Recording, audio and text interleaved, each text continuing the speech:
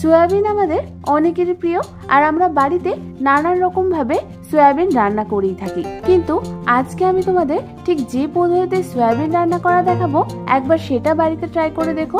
আশা করি তোমাদের খুবই ভালো লাগবে। এটা বাড়িতে বানিয়ে নেওয়া যেমন সহজ, তেমনি খেতেও হয় কিন্তু দারুণ। বাই দ্য ওয়ে, আমি সুস্মিতা আর তোমরা দেখছো আমার চ্যানেল ইয়ামিস বাংলা। চলো রান্নাটা শুরু করে ফেলি। এই রান্নাটার জন্য আমি এখানে 250 গ্রাম মতো সোয়া চাংস নিয়ে নিয়েছি। এবার অন্যদিকে গ্যাস জ্বালিয়ে একটা কড়াই বসিয়ে দিলাম, আর তার মধ্যে আমি সয়াবিনটাকে সেদ্ধ করবার জন্য জল গরম বসিয়ে দিলাম। এবার ওই জলের মধ্যে আমি দিয়ে দেব 1 টেবিল চামচ নুন, আর ওই সয়াবিনগুলোকে। সয়াবিন সেদ্ধ করার সময় যদি তোমরা জলে নুন দাও, তাহলে কিন্তু সয়াবিনের ভেতরে ভালোভাবে নুনটা ঢুকে যাবে। সয়াবিনগুলো দেওয়ার পর আমাদের হালকা হাতে একটু নাড়াচাড়া করে নিতে হবে। এবার আমাদের এই সয়াবিনটাকে মিডিয়াম ফ্লেমে কুক করে নিতে হবে, যতক্ষণ আমাদের জলটা ভালো মতো ফুটে উঠছে। বেশ কিছুক্ষণ পর তোমরা দেখো আমাদের জলটা ভালো মতো ফুটে উঠেছে, আর সয়াবিনগুলো কি সুন্দর ফুলে উঠেছে। এর মানে আমাদের সয়াবিনগুলো কিন্তু সেদ্ধ হয়ে গেছে।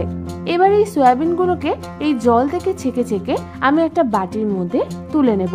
তারপর এই সয়াবিনটাকে ঠান্ডা হতে রেখে দেব কিছুক্ষণের জন্য। তোমরা কিন্তু সয়াবিনটাকে অনেকক্ষণ ধরে জলে ফোটাবে না, তাহলে কিন্তু তোমাদের সয়াবিনটা বেশি সেদ্ধ হয়ে যাবে।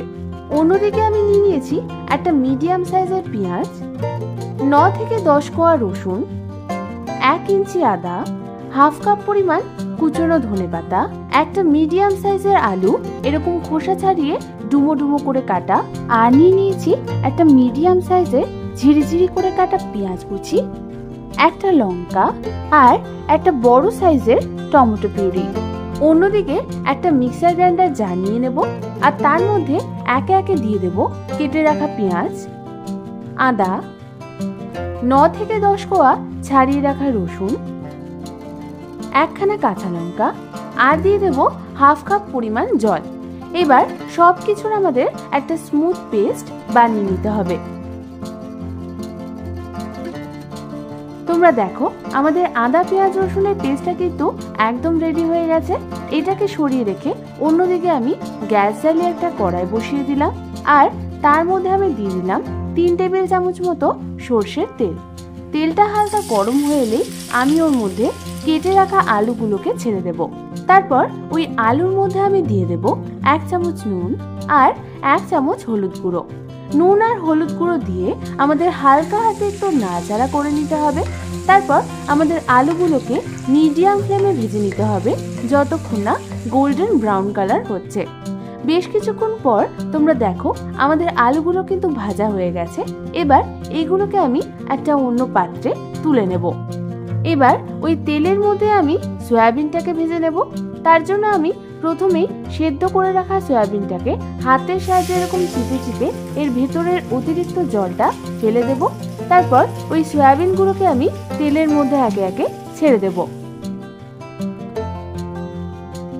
সমস্ত সয়াবিনগুলোকে তেলে ছাড়ার পর আমাদের মিডিয়াম ফ্লেমে সয়াবিনগুলোকে হালকা হাতে একটু ভেজে নিতে হবে। 2 থেকে 3 মিনিট মিডিয়াম ফ্লেমে ভাজার পর তোমরা দেখো সয়াবিনগুলোর গায়ে হালকা ব্রাউন কালার চলে এসছে। তার মানে আমাদের সয়াবিনগুলো হালকা ভাজা হয়ে গেছে।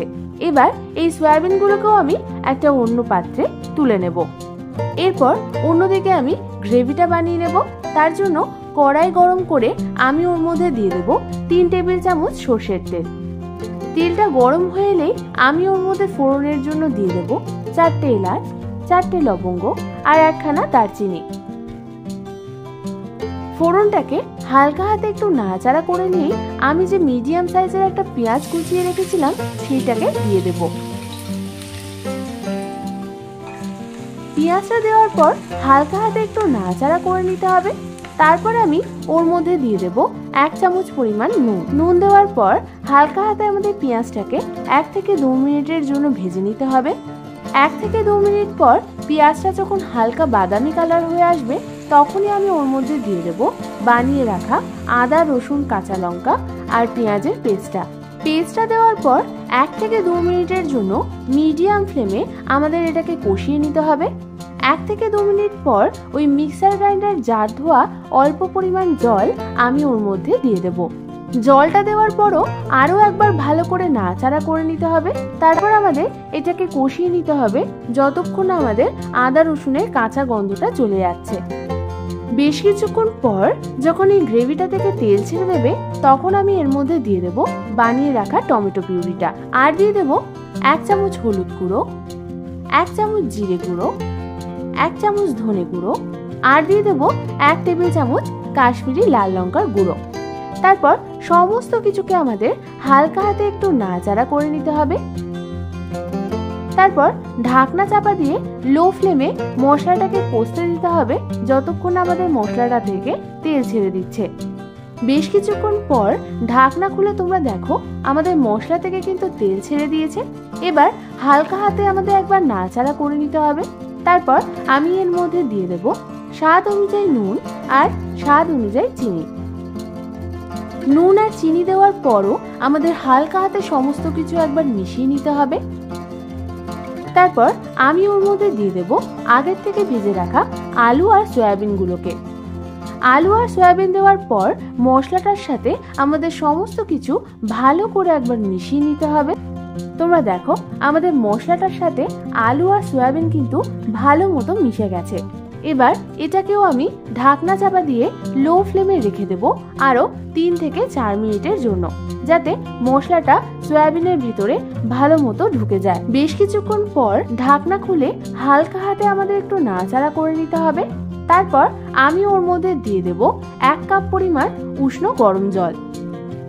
তোমরা যে যেরকম গ্রেভি চাও সেই অনুযায়ী তোমরা এখানে জল অ্যাড করবে।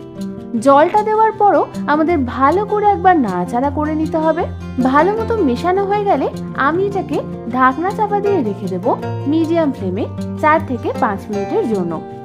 4 থেকে 5 মিনিট পর তোমরা দেখো আমাদের সয়াবিনের গ্রেভি থেকে কি সুন্দর তেল ছেড়ে দিয়েছে, আর আমাদের আলুগুলোও কিন্তু ভালো মতো সেদ্ধ হয়ে গেছে।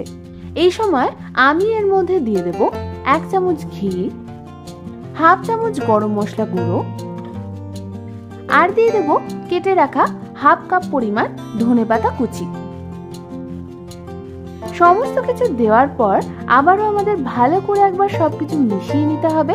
ভালো মতো মেশানো হয়ে গেলেই তৈরি হয়ে যাবে আমাদের দুর্দান্ত স্বাদের সয়াবিন কারির এই রেসিপিটা। আমার কথা শুনে একবার এই রেসিপিটা বাড়িতে নিশ্চয়ই ট্রাই করে দেখো। কষিয়ে কষিয়ে সয়াবিনটাকে এইভাবে রান্না করলে কিন্তু এর স্বাদ মাংসকেও হার মানাবে। এই সয়াবিন কারিটা কিন্তু ভাত, রুটি, পরোটা সবকিছুর সাথেই ভালো লাগবে খেতে। আমার এই রেসিপিটা ভালো লেগে থাকলে একটা লাইক করে দিও, আর রেসিপিটা বাড়িতে ট্রাই করলে আমাকে কিন্তু অবশ্যই কমেন্টস করে জানিও কেমন লাগলো। এরকম দারুণ দারুণ ভালো ভালো রেসিপি পেতে হলে আমার চ্যানেলটাকে অবশ্যই সাবস্ক্রাইব করে নিও, আর পাশে থাকা বেল আইকনটাও প্রেস করে দিও। তোমাদের যদি কোনো রেসিপির রিকোয়েস্ট থাকে সেটাও আমাকে কমেন্টস করে জানিও, আমি অবশ্যই তোমাদের সাথে শেয়ার করব। আজ তাহলে এ পর্যন্তই, আমি আবার চলে আসবো তোমাদের কাছে নতুন কোনো রেসিপি নিয়ে।